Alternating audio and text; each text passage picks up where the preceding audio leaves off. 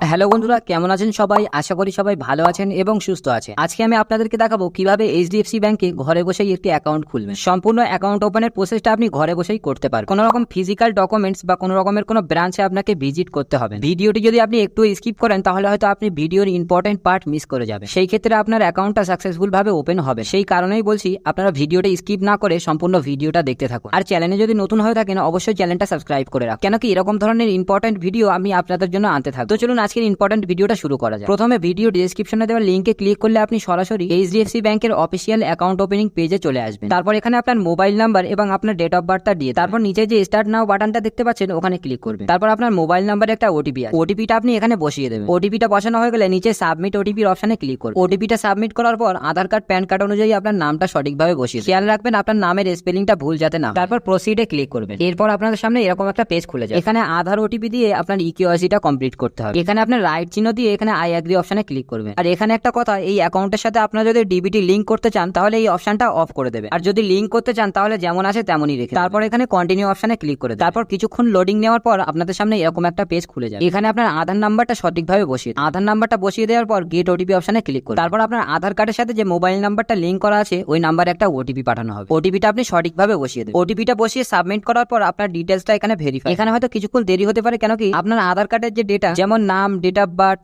Address ওগুলো fetch করা হচ্ছে। কিছুক্ষণ লোডিং নেওয়ার পর আপনাদের সামনে এরকম একটা পেজ খুলে যাবে। এখানে আপনার সব আধার কার্ডের ডিটেলসটা ফেচ করে নেওয়া হয়েছে। শুধু এখানে আপনার যে ল্যান্ডমার্ক রয়েছে ল্যান্ডমার্কটা বসিয়ে দেবেন।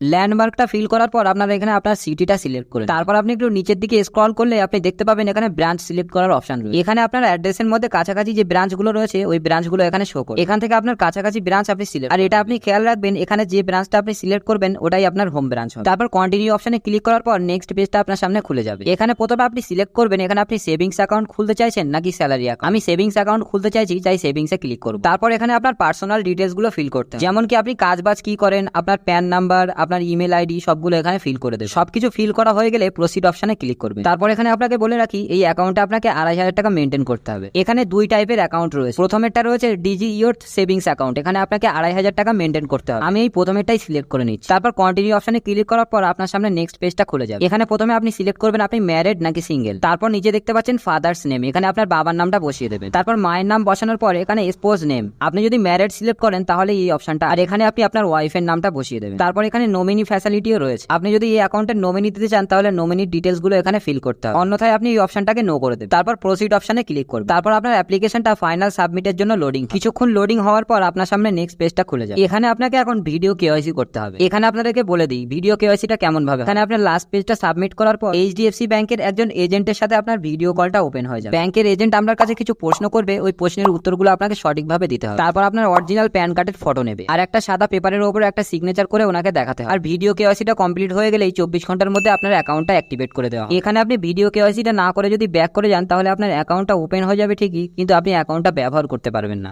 আর 7 দিনের মধ্যে আপনার চেকবুক, ডেবিট কার্ড এবং আপনার পাসবুক আপনার অ্যাড্রেসে ডেলিভার করে দেওয়া হবে। আর এই অ্যাকাউন্টটা আমি দীর্ঘদিন ধরে ব্যবহার করছি, আমার কোনো রকমের কোনো সমস্যা হয়। আর এই বিষয়ে আপনাদের যদি কোনো প্রশ্ন থেকে থাকে অবশ্যই কমেন্টে জানান, আর চ্যানেলটা অবশ্যই সাবস্ক্রাইব করবেন। আজকের মতো এই পর্যন্তই। ভিডিওটা শেষ পর্যন্ত দেখার জন্য অসংখ্য ধন্যবাদ।